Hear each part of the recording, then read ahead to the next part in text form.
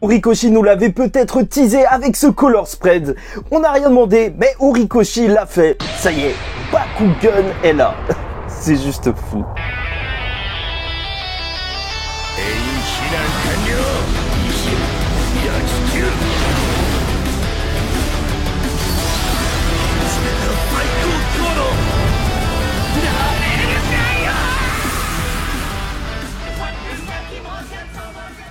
Mesdames et messieurs, ici Shadi, on se retrouve aujourd'hui pour la review du chapitre 358 de My Hero Academia, un petit pas pour un homme.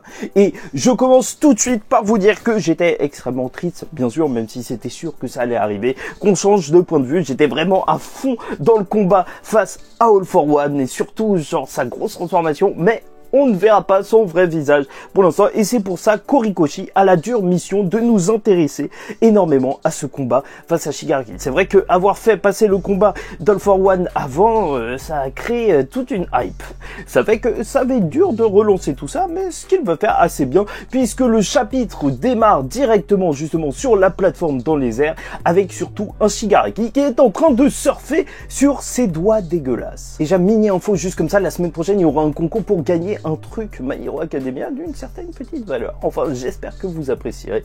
Donc, restez abonnés. Bon, je sais pas pour vous, mais cette case, elle a énormément une vibe d'Akira, même Shigaraki en ce moment, avec tout le côté organique du corps qui part dans tous les sens. Et en plus, je trouve que elle est vraiment très bien composée avec justement ce point de fuite, avec justement les lignes que forment les bras jusqu'au fond et qui apportent beaucoup de perspective. En gros, j'aime beaucoup cette case. Et donc, ce qu'on apprend, c'est que il est littéralement ingérable et que les héros sont en train de fuir. Que ce soit Saniter qui a failli se faire toucher et heureusement qu'il y a Nejire qui est arrivé pour le protéger. Et j'espère qu'elle va avoir un petit peu plus de rôle que ça parce que malheureusement c'est vraiment le manque de Big Tree qui a été presque éclipsé. Et donc en fait j'en attends beaucoup. C'est vrai que c'est en soi en vrai, peut-être le terrain, les combats qui m'intéressent le plus au niveau des personnages qui sont présents parce qu'en plus t'as Beshinist, énorme masterclass depuis le début de My Hero Academia.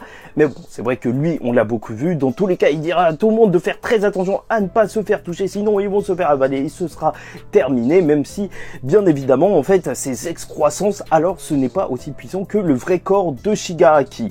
Et là, on peut s'arrêter 2 secondes. Parce que bien sûr, il est en train de glisser sur un fil. Mais ce qui me marque, c'est surtout qu'Horikoshi, il a réussi dans ses combats finaux, en fait dans cette guerre, à quand même nous montrer des champs de bataille assez variés. Que ce soit Shoto Dabi qui se battait dans une ville en 1v1 classique, entre guillemets, même s'il y avait d'autres personnes, Endeavor qui se bat dans les airs et qui faisait transporter All for One par toute une forêt, tu vois, il est passé au travers, et là, encore une fois dans les airs, mais sur cette plateforme où tu vois qu'ils doivent tous essayer de fuir Shigaraki. Je trouve qu'il y a vraiment une vibe particulière à chacun des combats et je trouve que cette diversité est rafraîchissante parce qu'on aurait pu très vite s'ennuyer. Et donc le héros pro Headshot qui s'en sort grâce à ses ninjutsu pour découper un petit peu de main partout va dire que c'est juste n'importe quoi s'il est en train d'arriver. Il peut pas croire justement que ce n'est pas dû à un alter, toutes ces mains qui sortent de n'importe où. Et voilà. Tu vois, même si Horikoshi le dit, moi aussi j'ai du mal à y croire, encore une fois, même si on va avoir une explication, c'est vrai que ça fait beaucoup, littéralement, vraiment beaucoup. Mais lui aussi, j'en attends beaucoup de lui. En vrai, il est dans le top des héros aussi, je crois qu'il est 4e en ce moment. Il faut qu'il montre quelque chose.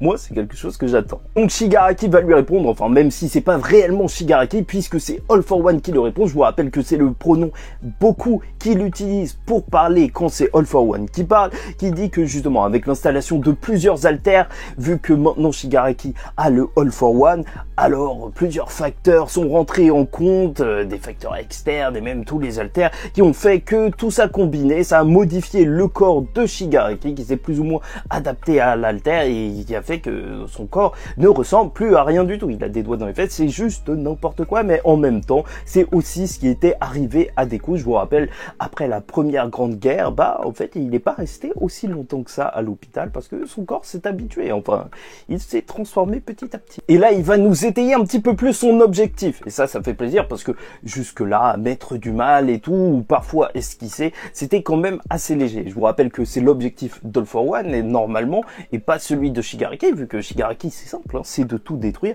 Et donc pour lui en fait son objectif c'est de créer un nouveau monde, d'être la divinité qui serait au-dessus. Et il explique que la société des alters aurait séparé les gens parce que voilà, maintenant ils ont des nouvelles compétences et tout.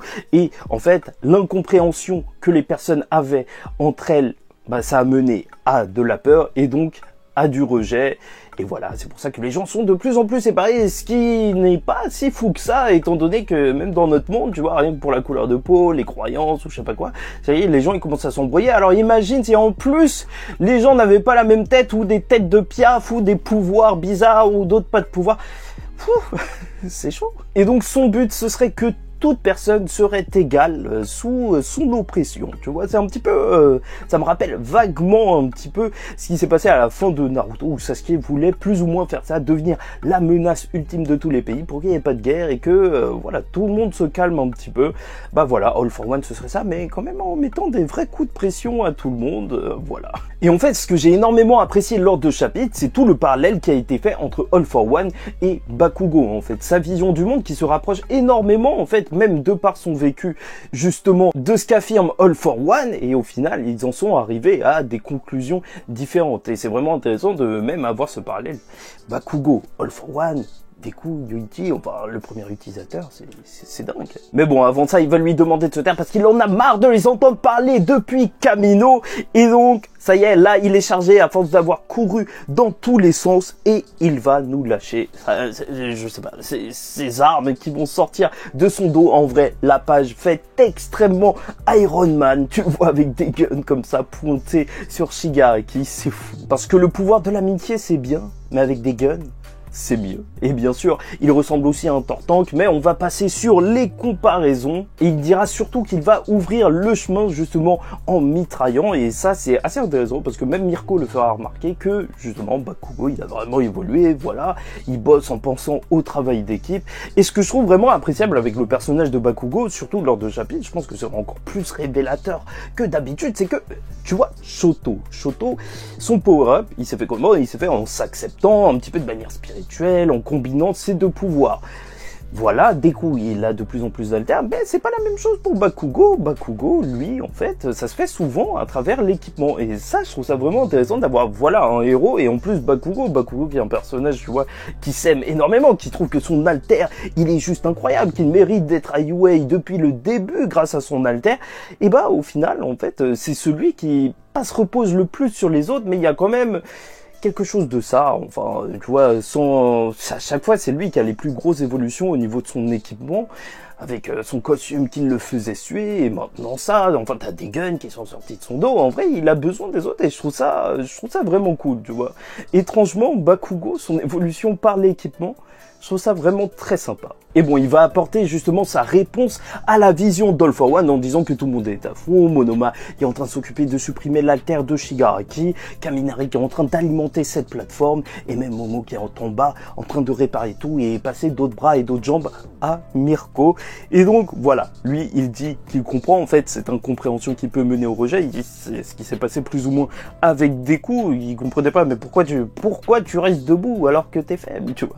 C'était toute l'histoire de Bakugo et de Deku, et sauf que là, lui, il a dépassé cet état. Il a trouvé dans ses camarades des gens qui étaient capables de mettre tout ça de côté pour avancer, quoi qu'il en coûte. Ça, c'est beau, c'est vraiment la vision contraire à celle d'All for One, en fait. Enfin, c'est une autre réponse à celle d'All for One, comme quoi les gens, ils peuvent surpasser cet état, tout en ayant quand même le même constat. Et c'est pour ça qu'il va lui dire, on s'en fout de ce que tu dis, espèce de sac de doigts déformé, c'est juste génial. Et donc, le chapitre va se terminer sous les yeux de son sensei, Best Genis, qui va lâcher son nom de héros, je ne le répéterai pas, parce qu'il est beaucoup trop long. Avis à ceux qui aiment son nom de héros, ceux qui veulent peuvent écrire son nom de héros en commentaire. Bonne chance à vous, sincèrement, parce que c'est chaud. Il va donc nous lâcher sa technique ultime, son Hauser Impact Cluster Bomb, enfin la technique qu'il avait testée sur Deku pour voir si ça fonctionnerait sur quelqu'un de très puissant comme All for One, parce que si ça marche sur le One for All, ça pourrait marcher sur le All for One. Bon, bref, je vous avoue que voilà, c'est juste un chapitre pour mettre en évidence Bakugo, mais ça nous a permis d'en apprendre un petit peu plus sur All for One, et surtout, je le prends comme une introduction au combat, là. On va revenir entièrement sur ce combat. Reste à voir ce que ça va donner, parce que bien évidemment, je pense pas qu'ils vont terminer Shigaraki, ce serait quand même complètement fou. Mais voir comment Shigaraki va reprendre le dessus, en fait, dans tous les cas, j'ai l'impression qu'il a toujours le dessus. Je sais même pas ce qu'ils peuvent faire contre Shigaraki. Je sais même pas si dès coup il arrive, qu'est-ce qu'il pourra faire, parce que là, il lui supprime son alter en plus. C'est juste n'importe quoi. En fait, ce personnage reste un mystère. Shigaraki est très puissant, voire trop puissant. Mais on verra bien. Dans tous les cas, célébrons le Bakugan. Voilà. Bref, j'espère que vous avez apprécié la vidéo. En tout cas, pour moi, c'était un plaisir de vous la faire. N'hésitez pas à liker ou disliker la vidéo si ça ne vous a pas plu. Et commentez, donnez-moi votre avis en commentaire. Et abonnez-vous si vous n'êtes pas abonné. En attendant la suite, je vous dis ciao tout le monde. Faites très attention à vous et surtout, paix sur vous.